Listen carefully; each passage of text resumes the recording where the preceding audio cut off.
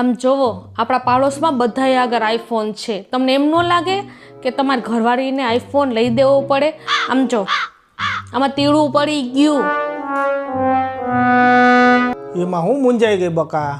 તારે આઈફોન જ લેવો હે ને? હમણાં તારા ભાઈને ફોન કરું. 2 મહિના પહેલાં પૈસા દીધા હતા ને 50,000. હમણાં ઉઘરાણી કરીને તારો આઈફોન આવી જાય. જો ઊભી રહેજો, હમણાં કરું ફોન.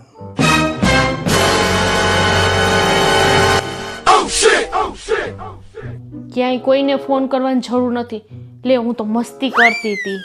તમે તો હાચો જ ફોન કરી નાખ્યો. એ મારા ભાઈને પર 6 મહિના હું 12 મહિના કાંઈ નહીં બોલું. મારે નથી જોતો ફોન. લે આ તો જોતું તું એવું મળી ગયું.